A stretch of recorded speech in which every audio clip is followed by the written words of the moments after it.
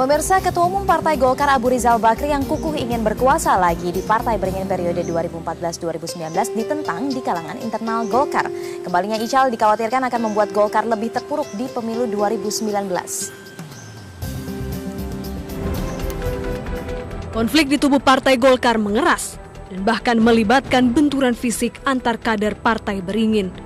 Ambisi Ketua Umum Abu Rizal Bakri untuk kembali memimpin Golkar periode 2014-2019 mendapat tentangan dari kalangan internal. Sebab Ical dinilai gagal membawa Golkar mencapai target. Sejumlah kegagalan Golkar di bawah Ical antara lain. Pertama, gagal meraih target 30% suara pada pemilu legislatif dan hanya meraih 14,7% suara. Dari jumlah kursi di DPR, perolehan Golkar pada pemilu legislatif lalu menurun dari 107 kursi pada pemilu 2009 menjadi hanya 91 kursi pada pemilu 2014. Kegagalan lainnya adalah Ketua Umum Abu Rizal Bakri gagal maju sebagai calon presiden pada pemilu presiden 2014. Bahkan Ical juga ditolak untuk menjadi calon wakil presiden dari Capres Joko Widodo dan Capres Prabowo Subianto. Sejumlah kegagalan itu dikhawatirkan akan terulang pada pemilu 2019 mendatang jika Ical tetap ngotot untuk kembali menguasai Golkar. Sebab pemilu 2019 mendatang akan dilakukan secara serentak antara pemilu legislatif dan pemilu presiden. Sosok Ical tidak menarik bagi pemilih muda yang jumlahnya diperkirakan 60% pada 5 tahun mendatang. 2019 itu Anda tidak mungkin akan menang kalau kita punya ikon itu cuma Abu Rizal Bakri. Ini harus realistis. Kalian-kalian yang anak muda masih mau percaya pilih partai kalau jangan dia yang jadi ketua umum. Ini magnet. Kita harus cari tokoh-tokoh muda yang inspiratif, kemudian menjadi ikon bagaimana dia bisa menggalang itu. 60% pemilih di 2019 itu. Selain itu, inkonsistensi Ketua Umum Abu Rizal Bakri juga mendapat sorotan. Beberapa waktu lalu, ia menolak untuk digelar Munas tahun 2014 dan akan menggelar Munas pada 2015. DPP Golkar bahkan mengancam sanksi bagi kader yang mendorong Munas 2014. Namun belakangan Ical justru menginginkan Munas dilaksanakan pada 2014. Ditengarai ia khawatir jika Munas digelar 2015, lawan-lawan politiknya cukup waktu untuk melakukan konsolidasi. Sikap Ketua Umum Golkar yang terkesan memaksakan kehendak itu tak pelak memicu konflik keras, bahkan sampai benturan fisik di tubuh Golkar. Tim Liputan Metro TV.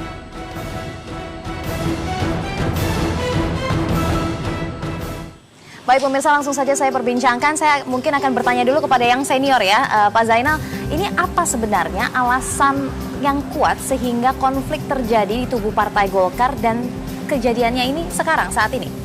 Oh iya begini, kalau saya mencatatnya, memperhatikannya, sumber konflik di Golkar yang meledak dalam 2 kali pleno, 2 kali perkelahian, itu sebenarnya akumulasi dari berbagai langkah-langkah yang dianggap tidak demokratis. Jadi cara-cara Abu Rizal Bakri membangun satu kekuatan dukungan itu menggunakan model Orde Baru, mobilisasi, bukan aspirasi. Nah, kita tahu konsekuensi dari satu mobilisasi itu kan pasti ada resistensi. Itu yang pertama. Yang kedua, model yang dipakai untuk menguasai suara di Golkar agar mengarah kepada dirinya, saya melihat itu ada semangat yang menular dari yang ada di Koalisi Merah Putih. Koalisi Merah Putih kan menggunakan pendekatan menang-menangan. Mereka menggunakan parameter voting, suara terbanyak. Nah, voting suara terbanyak ini kan menafikan musyawarah dan mufakat. Padahal Golkar bisa bertahan 50 tahun karena berada di dalam tataran musyawarah mufakatnya itu loh. Nah ini yang coba ditabrak sehingga itu menimbulkan konflik yang mencuat ke permukaan karena kebetulan yang marah ini anak-anak muda. Anak-anak muda yang kecewa melihat kok model berpolitik senior ini seperti ini. Oke, jadi ada menular dari apa yang konstelasi politik di parlemen begitu ya, KMP versus Iya, KIH itu iya. kemudian masuk seperti seolah-olah terinternalisasi di dalam partai sehingga konflik yang serupa semangat terjadi. itu ya, semangat menguasai suara terbanyak, semangat menguasai model voting, Ya. itu yang mau dijadikan sebagai palu godam pengambilan keputusan. Pak Zainal tadi sempat sebut juga ini yang protes banyak sebenarnya kelompok muda begitu ya. Iya. Nah, saya mau tanya kepada kelompok muda ini Persis. sebenarnya apa yang mendasari dan kira-kira ini akan berapa lama konflik ini terus terjadi, Mas Mumpida? Pada dasarnya sebetulnya yang ingin kita angkat adalah basis-basis tatanan pelaksanaan organisasi sesuai dengan ADART. Itulah sebenarnya. Jadi tidak ada kepentingan-kepentingan politik di dalam perjuangan kita sebetulnya. Hanya ingin meluruskan bahwa yang namanya organisasi Partai Golkar, konstitusinya itu yang dalam bentuknya namanya ADART, itu harus bait demi bait, kata demi kata itu disesuaikan, terpancar di dalam manajemen partai gitu dalam keseharian. Nah, memang beberapa kali kita sudah pernah meributkan masalah ini. Sebenarnya kan kalau kita bicara Munas, ya tanggal 8 Oktober itu adalah hari terakhir daripada kepengurusan DPP sekarang. Itu yang harus kita pegang selalu gitu. Dan kemudian setelah lewat tanggal 8 Oktober ini tentu landasan basis-basis legitimasi hukumnya di mana gitu. Ini yang kemudian menjadi masalah yang berentet sampai ke saat ini gitu. Walaupun nanti beda-beda kepentingan ya. Jadi sekarang lebih ke arah perbedaan kepentingan politik. Karena sudah ada perlombaan di dalam konteks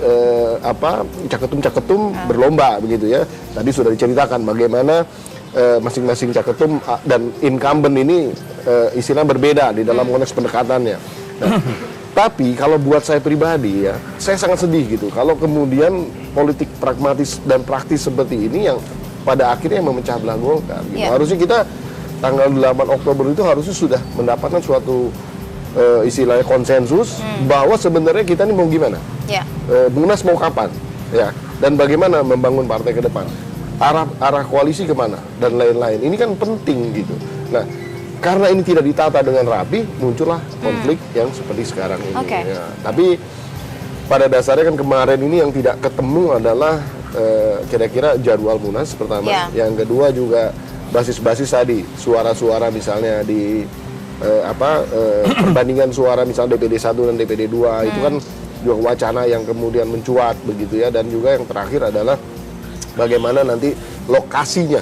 Lokasi juga lokasi jadi itu masalah menjadi penting ya. karena kan bagaimanapun juga lokasi itu akan menentukan siapa yang kira-kira mempunyai peluang ataupun kekuatan yang bisa mendorong arah siapa yang akan menang itu. Ini juga menjadi perhelatan yang sampai saat kemarin ini tidak ada ujungnya, sehingga terjadilah konflik yang kita saksikan ini. Konflik di internal ini masih belum tahu sampai kapan, tapi sepertinya masih... Saya sungguh sedih sebenarnya melihat terjadinya konflik ini, dan saya melihat ini akan menjadi sesuatu proses yang tentu akan berlanjut lama ya, apabila tidak terjadi konsensus ataupun rekonsiliasi secepatnya. Oke, nah ini kemudian yang akan saya tanyakan ke Mas Hamdi, ini ada mandek komunikasi, ada mandek dalam pengambilan keputusan. Ini apa yang menyebabkan, kemudian nanti solusinya seperti apa, tapi kita harus jeda terlebih dahulu, kita tahan ya. Pemirsa Bincang Pagi akan segera kembali setelah jeda berikut, tetaplah bersama kami.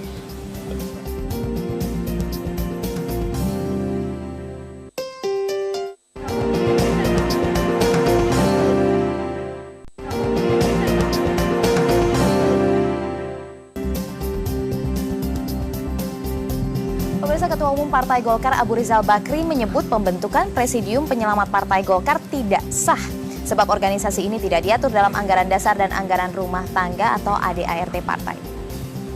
Tanggapannya, Presidium ini tentu tidak sah. Pertama, bahwa tidak ada di dalam satu anggaran dasar Partai Rumah Tangga Partai Golkar pembentukan Presidium seperti itu. Yang kedua, dilakukan setelah rapat pleno ditutup oleh pimpinan rapat yang saya berikan kuasa tertulis untuk memimpin rapat.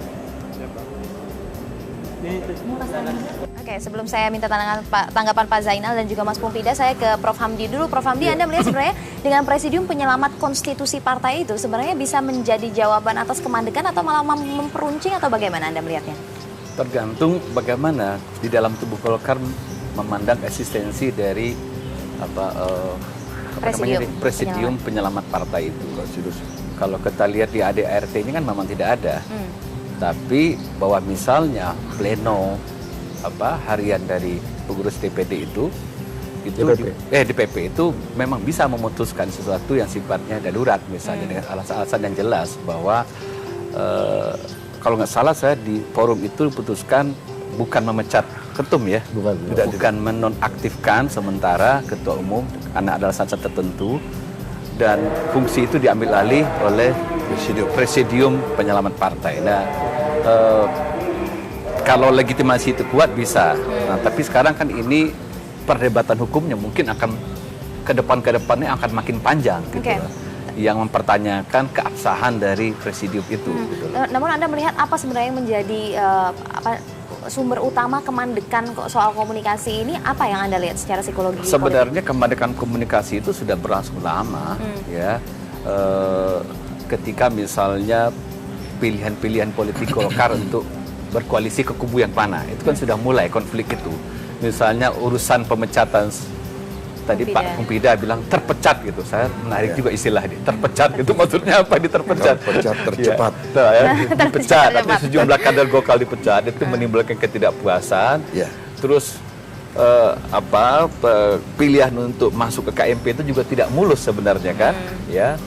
Dan betul tadi yang Bang Janali bilang, ada akumulasi ketidakpuasan di tubuh Golkar semenjak dari keputusan politik masuk KMP itu sampai hari ini itu terakumulasi di tingkat bawah di Golkar, dan itu ditangkap oleh sejumlah elit ya, mungkin dimobilisasi isu itu bagi elit untuk maju sebagai ketum kan. Itu konteksnya hari ini. Jadi sebenarnya konflik ini memang masih perpanjangan dari konflik antara KMP dan KIH gitu. Ini berembet masih ke sini. Baik. Pak Zainal, presidium katanya tidak sah loh, Pak Zainal. Lalu bagaimana ya? Itu kan debatable ya. Presidium sebenarnya memang tidak ada secara verbal di anggaran dasar. Tapi semangat presiden itu yang kita lihat, yaitu untuk mengelola roda organisasi. Karena pada waktu rapat pleno itu, sebagian pimpinan kubu Abu Rizal secara sepihak mengetok palu 30 November di Bali selesai tanpa ada diskursus, tanpa ada perdebatan atau diskusi mengapa dan kenapa ditinggalkan. Nah, karena ditinggalkan forum itu masih korum karena masih banyak lebih yang tinggal. Nah, itulah yang digunakan oleh teman-teman yang ada untuk meneruskan rapat itu sebagai rapat resmi karena korum dan bersama-sama mensepakati harus ada satu tim untuk menyelamatkan konstitusi. Ini kan persoalan konstitusi. Itu sebabnya saya mengatakan bukan persoalan legalitas presidium itu sah atau tidak, bukan di situ persoalannya. Tapi waktu itu saya juga pernah mewawancarai Pak Fadel begitu ya, pada saat itu yang ketuk palu di Munas 2009 yang menyatakan di Januari 2015. Namun ada pernyataan seperti ralat dalam tanda kutip bahwa ya itu sebenarnya fleksibel saja, tidak harus Januari 2015 begitu. Inilah persoalannya. Saya sebagai pimpinan eksponen Ormas Trikarya sudah 2 tahun lalu kan di Metor berkali-kali mengatakan Golkar supaya berada di koridor konstitusi. Konstitusi kita mengatakan hasil anggaran dasar keputusan Pekanbaru mengatakan bahwa musyawarah nasional sebagai instansi tertinggi itu per 5 tahun. Tadi disebut Saudara Pompi berarti berakhir 8 Oktober 2014. Tapi oleh kubu Abu Rizal diterjemahkan bahwa ada rekomendasi yang mengatakan bisa 2015. Nah, kalau kita uji hierarki hukumnya antara anggaran dasar sebagai konstitusi dengan rekomendasi itu jauh di bawah. Kami dari eksponen Trikarya itu sudah menyampaikan surat 3 kali ke DPP, 2 kali ke Mahkamah Partai supaya menangani ini. Tapi Mahkamah Partai Golkar tidak berfungsi apa-apa sampai hari ini. Sehingga ini berlarut-larut hanya turun menjadi konflik horizontal ke bawah. Nah, yang saya ingin katakan bahwa saya masih yakin ini sebenarnya bisa diperbaiki, tapi harus ada figur sentral, figur sentral yang dipercaya oleh lapisan bawah. Kalau di kalangan pengurus Golkar praktis mengatakan tidak ada. Maka saya melalui forum ini ingin mengatakan figur sentral yang kita harapkan bisa mengatasi adalah Yusuf Kalla. Karena apa? Karena dia mantan ketua umum yang memiliki posisi penting sebagai wakil presiden. Nah, kalau dia ngomong untuk kepentingan perbaikan, pemersatuan dan konsolidasi Golkar kembali, saya kira tidak ada yang bisa akan menghalangi itu karena untuk kebaikan. Dan itu tanggung jawab beliau. Baik, Mas Mufidah, Anda sepakat atau tidak? Sebenarnya adakah tokoh senior yang menjadi figur sentral begitu yang didengar kemudian bisa artinya mendamaikan konflik yang ada? Anda melihatnya dari kelompok muda ini bagaimana? Ya, sebenarnya yang jadi persoalan adalah itu tadi, tidak adanya suatu keyakinan ya di antara dua kubu ini.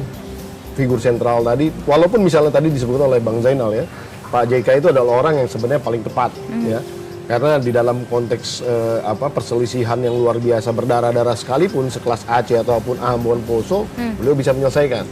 Tapi ini persoalan politik, yang permainannya Pak JK sayangnya tidak ada di dalam posisi netral.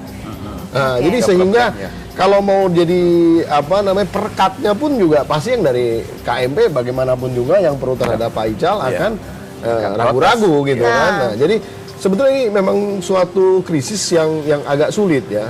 Kecuali memang ada kedua belah pihak ada sedikit turun sedikit gitu, bisa bicara baik-baik dan kemudian muncullah progresif membicarakan langkah-langkah selanjutnya. Jadi harus ada win-win lah ya, jangan winner takes all gitu. Kalau udah salah satu mengambil posisi, udah saya maunya begini, Anda nggak usah ikut-ikutan, udah nggak akan pernah ketemu. Itu sebenarnya. Jadi kita agak kesulitan mencari figur sentral tadi. Misalnya kayak contohnya ada pendiri Golkar, namanya Pak Suhardiman juga, yang sebetulnya seorang tokoh pendiri Golkar senior, pendiri Soksi juga begitu ya. Ini sebenarnya juga bisa jadi figur sentral, tapi Pak Suhardiman persepsi politiknya juga sudah di Jokowi JK gitu loh. Jadi ini juga menjadikan sulit gitu untuk kita mencari titik-titik temunya tadi. Tapi ya saya secara pribadi hanya berharap ke depan jangan prahara ataupun konflik ini berkelanjutan, karena yang dirugikan terus terang ini pasti Partai Golkar ke depan. Yang akan tepuk tangan ini adalah ya istilah partai-partai lain lah di luar Golkar gitu. Karena bagaimanapun juga Golkar adalah suatu drive daripada permainan politik di Indonesia, dan bahkan sampai sekarang ini juga akan menentukan nasib bangsa Indonesia ke depan gitu. Akan mempengaruhi nanti parlemen suaranya bagaimana nih, kuat-kuatan begitu jadi, ya. Kira-kira di situ swingingnya di situ. Nah, jadi saya sekali lagi saya ingin sebenarnya secara pribadi nih ya, tidak mewakili siapapun juga, rekonsiliasi itu menjadi lebih penting buat saya. Prof Hamdi, Anda melihatnya untuk rekonsiliasi ini mengandalkan satu tadi figur sentral kah, atau ada mekanisme lain yang kemudian bisa menjadi pemersatu kembali Partai Golkar di internal ini? Ya, itu sulitnya sekarang untuk ke depan kita melihat konflik ini gitu ya. Kalau memang konteksnya masih terbawa-bawa persoalan kubu-kubuan tadi, ya KIH dan KMP, dan Anda lihat juga sekarang pihak luar dari kedua kubu ini mulai menunggang juga. Jadi eksternal tuh kencang gitu juga untuk menunggangi. Jadi kalau Golkar mau selesai sekarang, silakan mengeluarkan ya dari konteks gini KIH, KMP itu. Jadi kalau konteks itu masih di bawah-bawah akan deadlock nanti. Karena kenapa? Dua kepentingan itu nggak pernah ketemu, gitu ya. Dan Golkar harus menemukan semacam arah baru gitu ya, semacam super ordinate goal gitu, tujuan bersama yang lebih tinggi dari sekedar KIH KMP ini, yang menjadi pemersatu termasuk juga figurnya. Nah betul, kalau dua ini tidak diketemukan ini makin sulit ya, karena nanti polanya akan zero sum game gitu lah. Yang ini akan kuat-kuatan, yang ini juga akan kuat-kuatan, nanti deadlock. Nah, dan itu perpecahan akan diambang pintu kan. Kalau sudah deadlock, kemungkinannya kan yang dalam tanda kutip yang kalah keluar kan. Dan Golkar pernah mengalami seperti itu. Ya, jadi berkali-kali gitu loh. Muncul partai-partai baru. Iya, kita lihat 2004 waktu pemilihan Bang Akbar Tanjung kan. Pak Edi Sudrajat nggak puas bikin PKP kan begitu kan. 2004 setelah itu 2004 misal pasca misalnya konvensi presiden, Pak Prabowo nggak puas keluar bikin Gerindra. Kemarin 2000 pemilihan ketum di Pekanbaru kan, ya Pak Surya Paloh kalah, keluar bikin Nasdem. Ini nggak tahu nih habis ini yang kalah bikin partai lagi nih. Nah, apa yang akan terjadi nih arahnya? Apakah ada mulai muncul partai baru atau seperti apa? Ataukah konfliknya bisa diselesaikan internal dan kemudian akan damai-damai saja? Nanti kita akan bahas, namun harus jeda terlebih dahulu. Pemirsa tetaplah bersama kami di Bincang Pagi.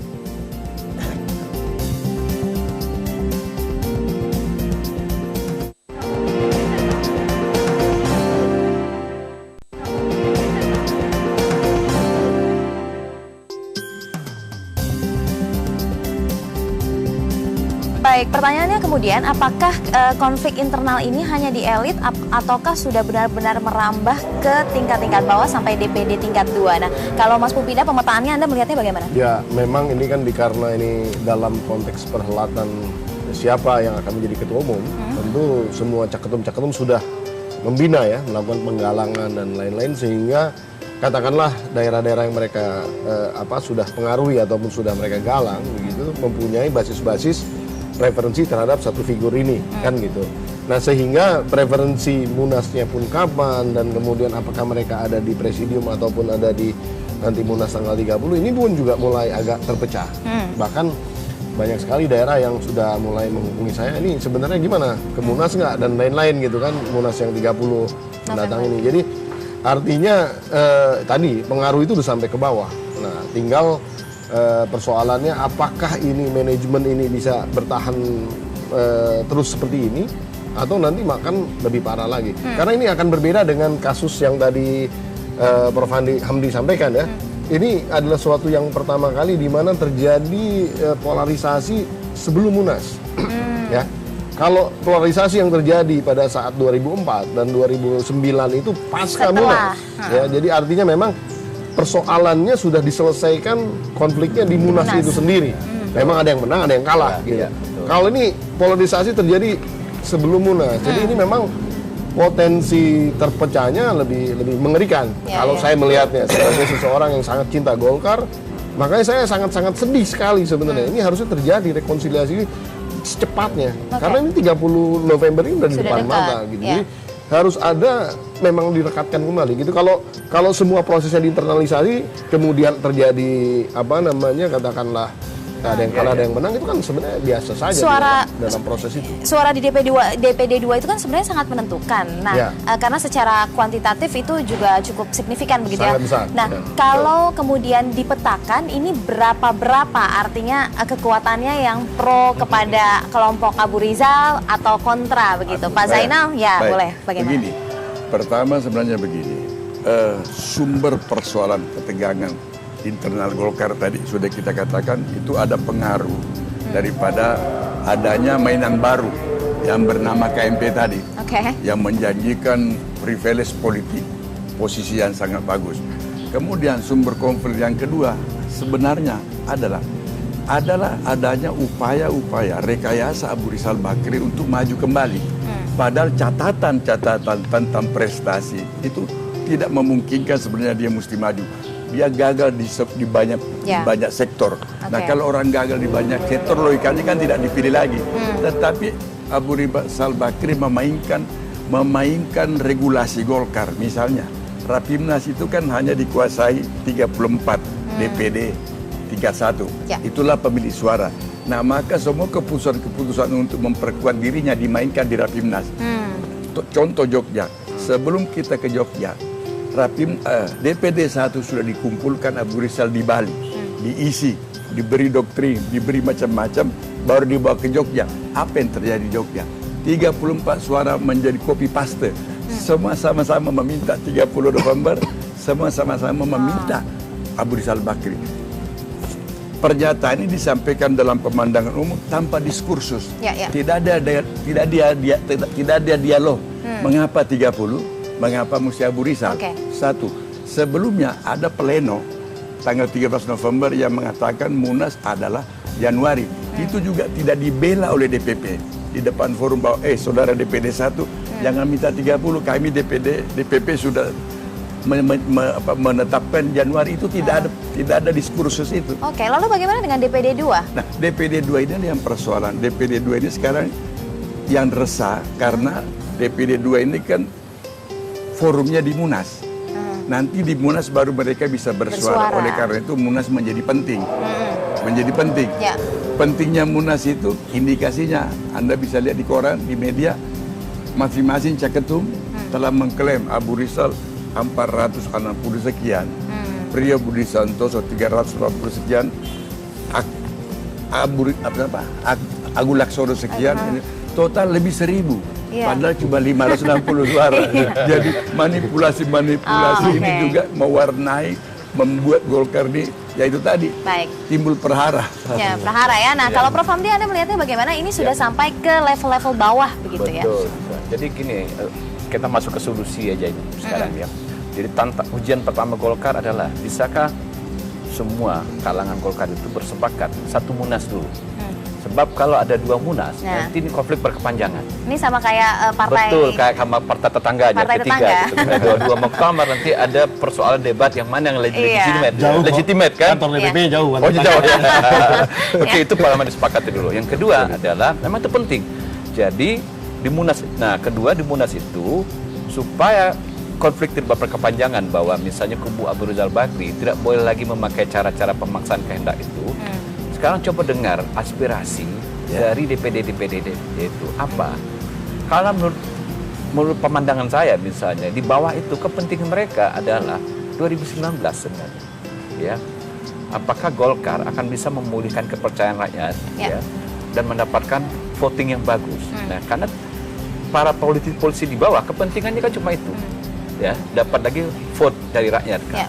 Masalahnya adalah apakah pilihan-pilihan politik Golkar saat ini apakah tetap berada di KMP, misalnya yang sekarang ya, atau parlemen ya, berada di KMP yang sekarang mulai menjadi semacam public enemies. Itu kan tidak menguntungkan juga tuh citra Golkar gitu. Nah, ini yang harus dirumuskan, mau kemana Golkar itu. Nah, jadi kalau sekarang kan dua kubu ini sepertinya terblok dua kan, ya mau ke KMP mau ke KIH ini harus ditarik, jangan konteks ini ke sana lagi gitu. Tapi benar-benar internal Golkar diperbaiki seperti yang Bang Zainal tadi bilang, beri kesempatan kader-kader di bawah ini, DPD ini merumuskan ya mau kemana Golkar ke depan 2019. Nah, mungkin yang menjadi pertanyaan masyarakat juga sebenarnya, konflik internal di Golkar sebenarnya tidak bisa dipisahkan juga dari bagaimana kemudian konstelasi di parlemen, jalannya pemerintah nanti bagaimana. Tapi kita akan elaborasi bagaimana kemudian signifikansi dari konflik internal partai kepada masyarakat secara lebih luas lagi. Namun setelah jeda berikut ini, pemirsa Bincang Pagi akan segera kembali.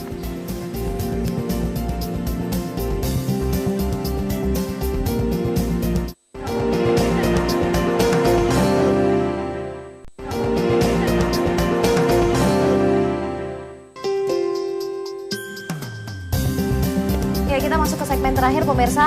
Sebenarnya konflik internal Partai Golkar ini apa dampaknya atau signifikansinya kepada masyarakat secara lebih luas lagi? Saya ingin komentar dari Mas Pompida terlebih dahulu. Ya, mudah-mudahan saya tidak di dalam teman-teman di Golkar ini tidak menggunakan istilah one who wins without problem, it's a history gitu ya. But one who wins with a lot of problems, it's a history. Tadi victory, ini history gitu ya. Jadi mudah-mudahan nggak pakai itu, karena yang ngomong itu adalah Hitler. Dan di mana Hitler sekarang? Tapi saya lebih senang kalau misalnya leaders create leaders gitu ya. Jadi pemimpin itu menciptakan pemimpin baru gitu sebenarnya. Dan harusnya di dalam konteks politik itu kita pakai Churchill ya. Winners it's only temporary gitu loh. Kalah juga tidak segalanya. Gitu. Tapi the most important thing is the courage to fight for what is right. Ini yang sebenarnya penting ya, bagaimana pendidikan politik. Betul. Jadi artinya apa yang terpancar daripada kegiatan-kegiatan yang dilakukan oleh teman-teman di Golkar ini, elit-elit Golkar ini kan nanti akan, walaupun ini tidak semata-mata untuk menyerap dukungan politik pemilih gitu, tapi kan memberikan edukasi politik kepada generasi muda mendatang. Nah, jangan sampai nanti kita memberikan bad example saja. Pak Zainal, bagaimana signifikasinya kepada masyarakat? Kalau saya persoalan solusi, saya tetap melihat. Pertama kan Golkar ini partai yang tidak punya Dewan Syuro, tidak punya tokoh sentral, panutan seperti katakanlah sebut PDIP atau tidak Demokrat. Player ya. Jadi tidak ada. Nah, tetapi ada peluang terbuka. Saya tetap mengatakan wakil presiden Yusuf Kalla sebagai mantan ketua umum itu punya posisi sangat strategis untuk mendamaikan. Artinya Yusuf Kalla harus mendorong perdamaian dua kubu ini ke arah Indonesia Raya, Indonesia Bersatu, tidak menyebut itu KIH dan segala macam. Karena kalau tidak turun tangan terus terang, karakter, budaya, adat istiadat orang-orang kita, terutama di daerah itu selalu butuh tokoh sentral, butuh tokoh yang kira-kira ya menurut mereka ini tokoh yang powerful. Nah, tidak bisa dibantah Yusuf Kalla sebagai kader Golkar sangat powerful dengan catatan terbatas hanya mempertemukan dua kubu di Golkar yang bertentangan.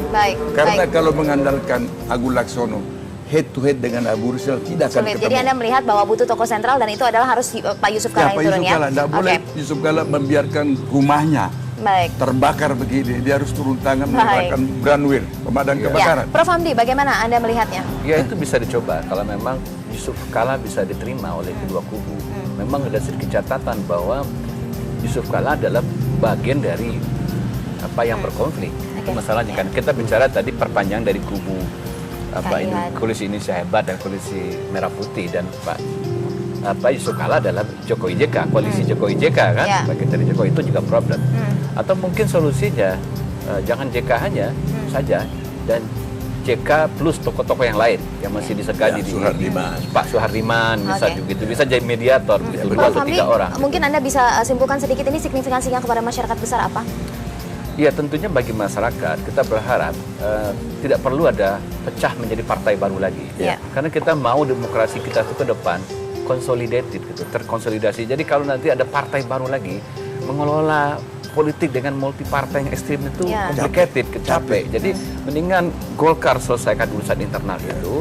Menurut saya tidak sulit-sulit juga sebenarnya kalau bisa keluar dari konteks KIH KIP ya, ditemukan superordinate goal tujuan bersama yang baru begitu untuk menyambut 2014, dan itu konsensus itu bisa diterima secara meluas oleh banyak pihak. Nah itu bisa menjadi titik temu. Kita lihat saja bagaimana nanti konstelasi politik yang tidak hanya terjadi di parlemen tapi juga internal Partai Golkar. Kita lihat bagaimana arahnya nanti. Terima kasih Bapak-Bapak sudah hadir dalam bincang pagi kali ini. Pemirsa, kami masih belum usai, akan dilanjutkan bersama dengan rekan-rekan saya nanti. Setelah jeda berikut ini tetaplah bersama Bincang Pagi.